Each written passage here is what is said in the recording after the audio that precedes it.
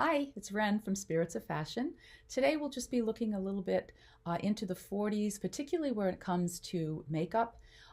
Ladies and gentlemen needed to have their morale boosted many times during World War II, and sometimes cosmetics was helpful in that way.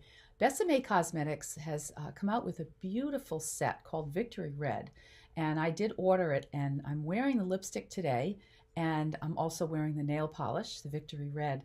And what's wonderful is that Besame comes up with the formulas that are so close to the original, as close as possible to the original formulas. And this would have been from 1941 shades of lipstick and nail polish. So I feel honored to be wearing this shade, in addition to the Victory pin that comes with that particular set.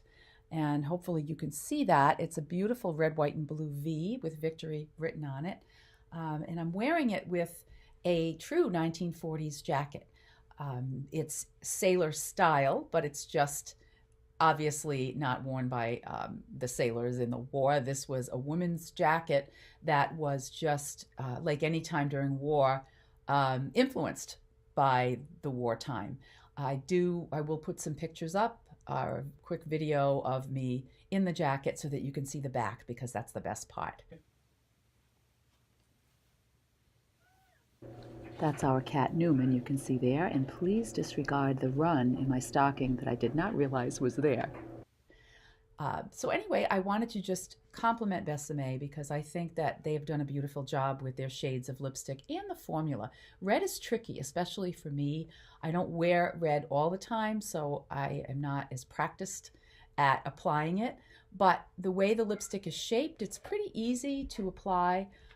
This tube is absolutely beautiful, as you can see.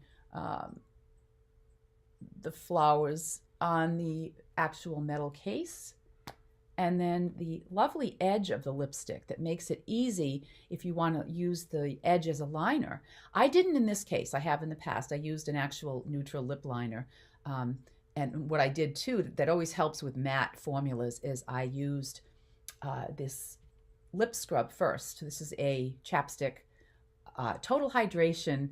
It's a little exfoliator for the lips, and it just softens them a little bit and makes it a little easier to apply the lipstick. But this is a very smooth, creamy formula to start with anyway. So this just makes me happy.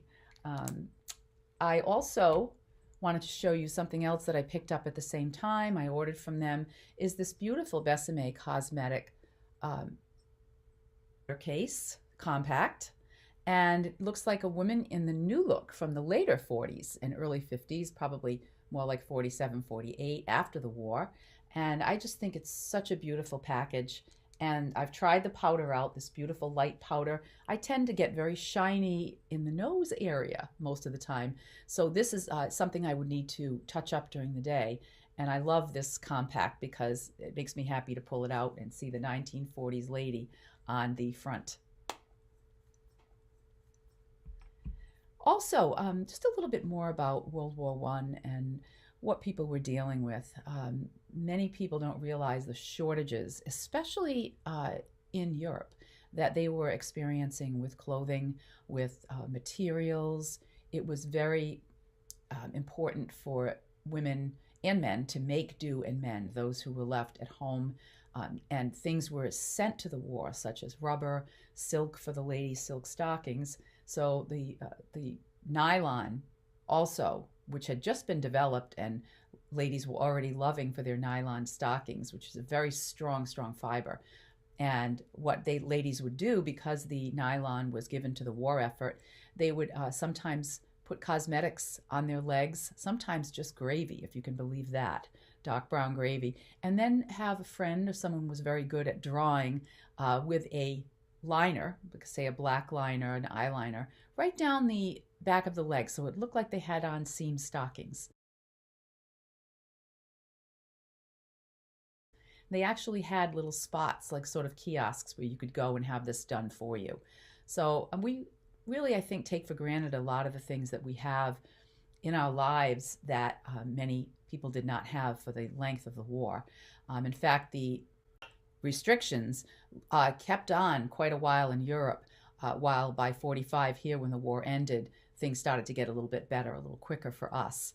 But I did want to mention one other thing about wartime fashion is the sense that the American designers came to the forefront during that time.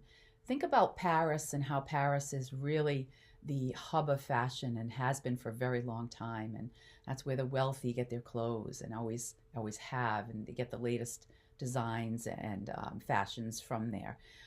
We in America started to really get into that as well. And when the sewing machine came out about the middle of the 19th century, more women were having sewing machines in their homes, so they could make their own copies of fashions out of Paris.